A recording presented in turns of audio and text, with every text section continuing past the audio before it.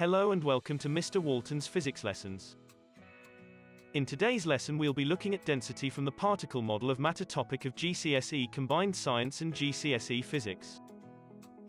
By the end of the lesson you should be able to use the particle model to explain why substances have different densities, and use the formula, density equals mass divided by volume to calculate the density of substances.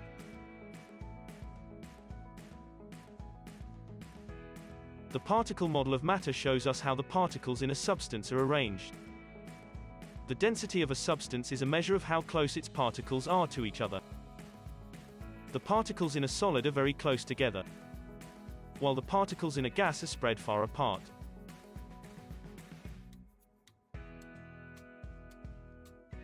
If we take the same volume of a solid and a gas, the solid will have more particles than the gas.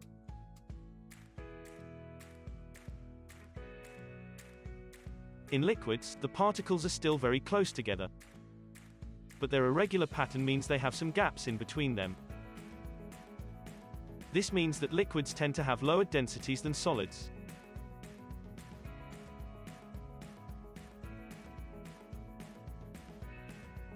The particles in a gas are spread far apart.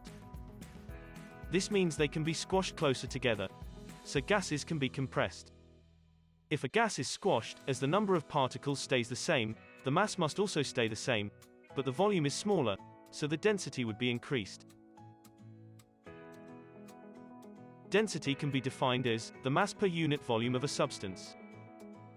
It is calculated using the formula, density equals mass divided by volume, where mass is measured in grams or kilograms, volume is measured in meters cubed or centimeters cubed, and so density is measured in kilograms per meter cubed, or grams per centimeter cubed.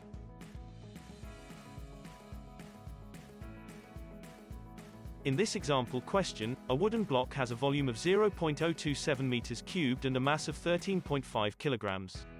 Calculate its density. Pause the lesson and restart when you've worked out the answer. Firstly, the density is calculated using the formula, mass divided by volume.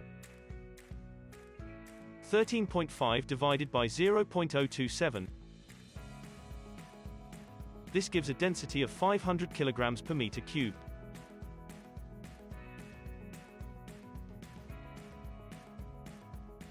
You should now be able to use the particle model to explain why solids, liquids and gases have different densities, and use the formula, density equals mass divided by volume. If you found this lesson useful, please give it a like and consider subscribing to see future lessons. Thank you for watching. I'll see you in the next lesson.